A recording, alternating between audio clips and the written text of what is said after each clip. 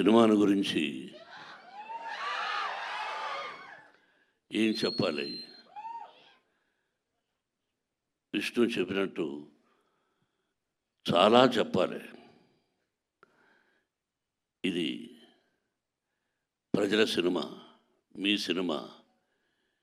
ఈ తరానికి ఏ తరానికి ఈ సినిమా ఎప్పుడూ కొత్తదే. భక్తిభావం, ఆ భక్తి ఎలా వచ్చింది,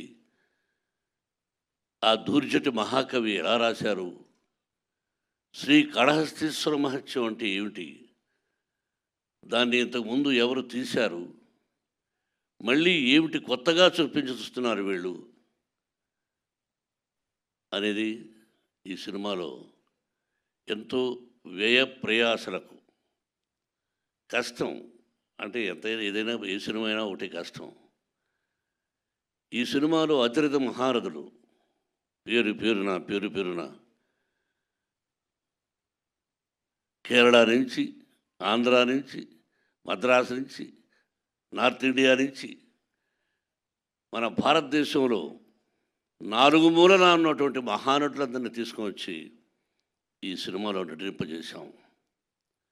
వాళ్ళు ఏం చేశారు, ఎలా చేశారు అని చెబితే ఏదో డబ్బా కొట్టుకున్నట్టు అవుతుంది. ఎన్ని రోజులు ఇక్కడే ఉన్నాడు శరత్. అతని గురించి అతనిదే నాటామని. నేను పెదరాయుడు యాక్ట్ చేసిన సినిమా అయిందే.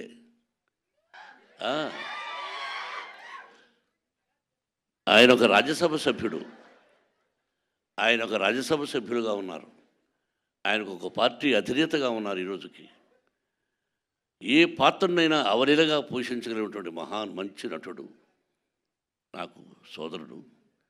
అలాగే పేరున ప్రతి ఒక్కరూ అత్యద్భుతంగా చేశారు.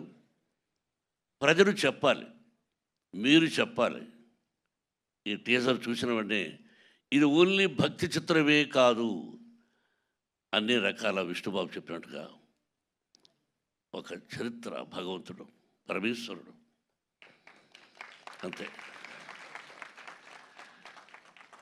ఒక పద్యం ఉంది, ఎవ్వని చేజనించు జగమెవ్వని లోపల నుండు లీనమై, ఎవ్వని ఎందుడెందు పరమేశ్వరుడెవ్వడు, మూల కారణం వెవ్వడు, అనాది మధ్యలయుడెవ్వడు, సర్వము తానే అయిన వాడెవ్వడు, అట్టి వారిని ఈశ్వరుని శరణము వీడదన్.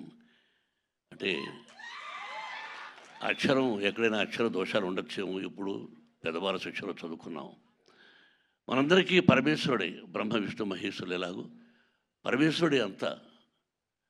ఆయన ఆజ్ఞ ప్రకారమే మనం అంటుంటాం ఇళ్లలో, శివుడి ఆజ్ఞ లేనిది సీమైనా కుట్టదని సామెతలు మనం వింటుంటాం. మన అమ్మ నాన్న చెప్పారు అంతే. ఆయన పర్మిషన్ లేనిది ఈ సినిమా తీసుంటాం. ఆ భగవంతుని ఆశీస్సులతో సినిమా తీసాం. మీరు ఇంకా ఎన్నో ఫంక్షన్స్ చూడాల్సి వస్తుంది కన్నప్ప ద్వారా. ఇంకెంతకంటే ఎక్కువ నేను మాట్లాడదలుచుకోలేదు. మీ అందరి ఆశీస్సులు నిర్మాతగా నాకనే కాకుండా ముఖ్యంగా నా బిడ్డకు విష్ణుకి, విష్ణు టీంకి మీ అందరి ఆశీస్సులు కావాలని కోరుకుంటున్నాను. Thank you very much. Thank you Mohan Babu garu, thank you so much. మరి